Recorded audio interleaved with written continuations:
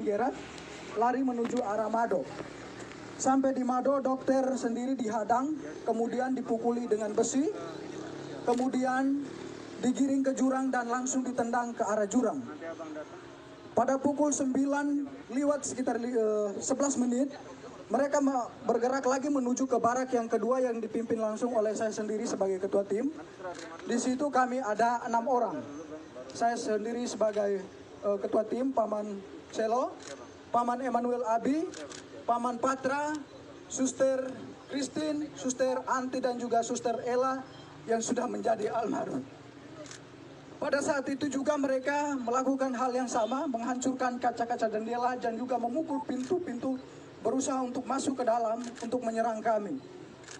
Mereka juga menyiram bensin di sekitar barak medis dan juga mulai membakarnya.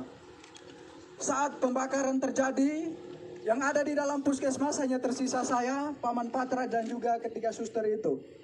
Paman Eman saat itu berada di dalam puskesmas karena sedang buang air besar. Pada saat itu sedang terjadi pembakaran, saya sendiri meminta untuk ketiga teman putri saya atau suster untuk kami segera keluar dari dalam barak itu. Tetapi karena mereka perempuan tidak bisa mengantisipasi situasi, sehingga mereka memilih lebih tenang di dalam barak itu.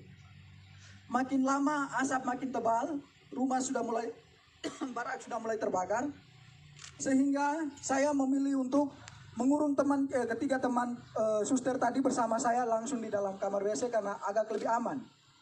Sekitar pukul 9 lewat 20 menit sudah tidak bisa ditahan lagi karena memang rumah sudah plafon-plafon yang terbakar sudah mulai pada runtuh, sehingga saya memilih untuk mengajak ketiga suster ini untuk keluar dari dalam barak medis. Pada saat kami berusaha untuk lari menghindari amukan KKB, kami memilih lari ke depan, mereka sudah menghadang kami pada posisi depan. Kemudian saya berusaha merangkul ketiga suster menuju ke jurang. Tetapi sampai di belakang jurang yang ada di belakang barak medis juga mereka sudah berada di situ dengan diperlengkapi senjata dan juga busur dan anak panah. Akhirnya saya berusaha untuk mengamankan ketiga suster ke rumah warga yang terdekat jaraknya sekitar 5 meter dari barak medis itu. Sesampainya di situ mereka juga ada di situ berusaha untuk membakar rumah warga yang di sebelah. Akhirnya saya memilih untuk mengamankan ketiga suster di dalam gedung di dalam kamar mandi dari rumah masyarakat itu. Sekitar 30 menit kami berada di dalam kamar WC. Kejadian semakin brutal, mereka semakin membabi buta memanah teman kami Paman Emmanuel Abi. Kemudian mereka mulai membakar rumah-rumah warga dan juga pasar serta bank, rumah distrik yang ada di sekitaran barak medis itu. Kejadian semakin brutal, akhirnya saya mengambil keputusan untuk kami bisa mengamankan diri. Dalam hitungan detik saja, saya sebagai laki-laki mengamankan 3 orang perempuan pastinya tidak bisa karena mereka mengejar kami dengan senjata dan juga busur dan anak panah. Tidak ada jalan lagi, kami memilih lari ke depan, mereka sudah menghadang ke samping kiri kanan dan juga mereka sudah menghadang semua. Akhirnya di belakang kami terdapat jurang yang cukup terjal, kedalamannya sekitar 500 meter dengan sudut ketajamannya itu sekitar 90 derajat. Tanpa berpikir panjang, saya bertanya kepada ketiga suster itu bagaimana kita harus mengamankan diri. Mereka menjawabnya, kita lompat saja. Akhirnya tanpa berpikir panjang, saya menghitung 1 sampai 3 dan saya sendiri lompat pertama. Kemudian ketiga suster mengikuti saya untuk melompatnya. Sesampainya di bawah kami pikir bahwa kami sudah aman dari kejaran mereka, tetapi mereka tetap mengikut kami ke bawah. Sampai ke bawah saya sendiri tersangkut di akar pohon. Kemudian ketiga suster yang lainnya, yang satunya Suster Chris tersangkut di pohon juga.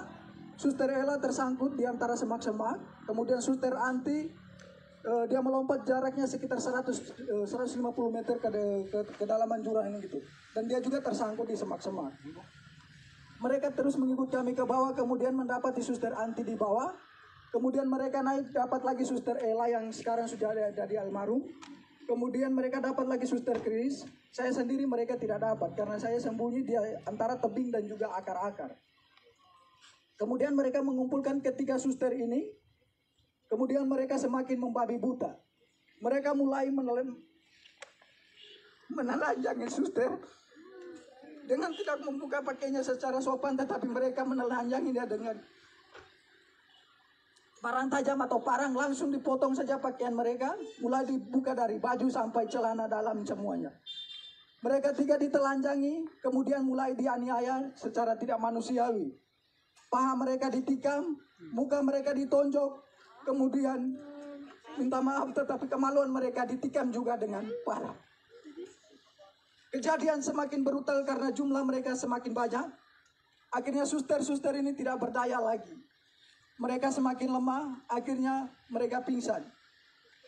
Dalam keadaan pingsan mereka dipikir bahwa mereka sudah meninggal, sehingga terpaksa mereka didorong lagi ke dalam jurang yang lebih dalam. Kedalaman jurang itu sekitar 300 sampai 400 meter. Suster Christine yang didorong pertama, kemudian Suster Anti dan juga Suster Almarhum atau Suster Ella. Sesampainya dibawa ke dalam jurang itu, Suster Anti langsung pingsan, dalam keadaan pingsan tidak sadarkan diri. Suster Chris masih sempat dari pingsannya bisa sadar. Suster Ella juga dari pingsannya bisa sadar kembali.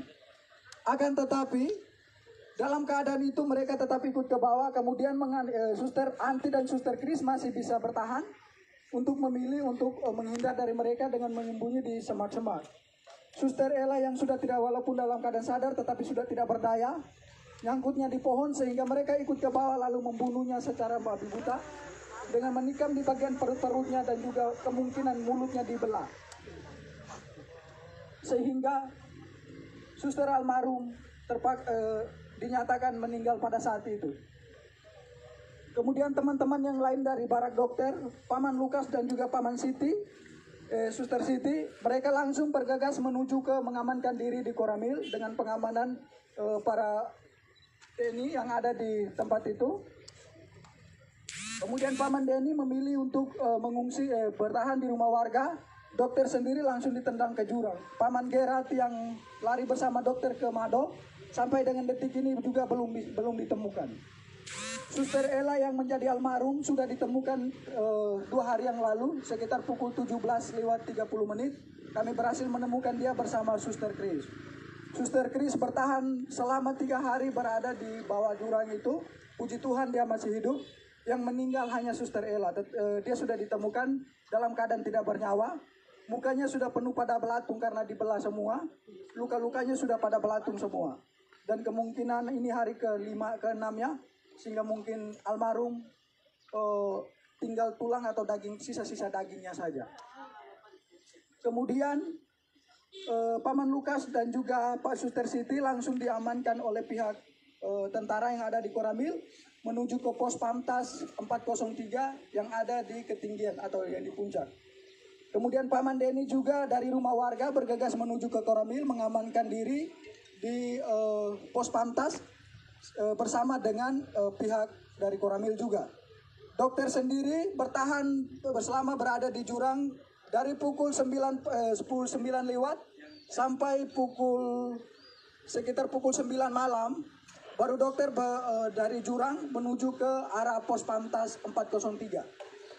Saya, Paman Eman, dan juga Paman Patra bersama Suster Anti dan juga Suster Chris masih tetap berada di dalam jurang. Pada pukul 5 sore saya sendiri berusaha, karena melihat situasi sudah aman, saya berusaha keluar dari semak-semak. Kemudian berlari menuju ke Koramil. Sesampainya di Koramil tidak ada petugas karena petugas semua sudah diarahkan ke pos Pamtas. Sehingga saya memilih mengamankan diri di salah satu rumah warga yang ada di sekitaran Koramil itu.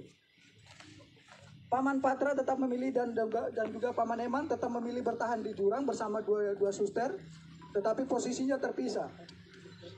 Kemudian pada malam harinya Paman Eman yang terkena busur itu, dia memilih untuk naik pada sekitar pukul 10 malam. Kemudian dia berusaha tidur di bawah kolom rumah warga yang ada di sekitaran jurang itu. Paman Patra tetap bertahan. Kemudian pada pagi harinya sekitar pukul 6, Paman Eman bergegas menuju ke Koramil untuk meminta perlindungan. Begitu juga Paman Patra. Sehingga pada sekitar pukul 7 kami 3 bertemu di Koramil dalam keadaan selamat. Suster Anti dan Suster Kris masih tetap bertahan di jurang. Suster Anti keluar dari jurang sekitar pukul 10 malam dengan kondisi saat itu hujan deras. Dalam keadaan telanjang, dia dari jurang menuju ke pos Polsek Kiwirok. Sesampainya di Polsek Kiwirok tidak ada petugas karena memang petugas semua sudah pada ngungsi sudah pada diamankan ke pos Pamtas itu. Mereka bertugasnya di situ. Kemudian Suster Anti memilih untuk bertahan di pos, tetapi karena takut dengan situasi, dia berusaha keluar dari pos lalu kembali bersembunyi di semak-semak. Sampai pada sekitar pukul 7 pagi, itu ada kegiatan pembersihan dari pos Pamtas 403, sehingga Suster Anti memilih untuk keluar dari semak-semak karena memang dia juga sudah pada tidak berdaya lagi. Menurut keterangan dari Suster Anti bahwa pada saat itu dia sudah pada siap untuk pasrah, untuk mati karena memang sudah tidak sama sekali tidak berdaya, tetapi dia berusaha merangkak pelan-pelan sampai ke pos polsek sehingga berteriak dan meminta pertolongan daripada pihak pos Pamtas.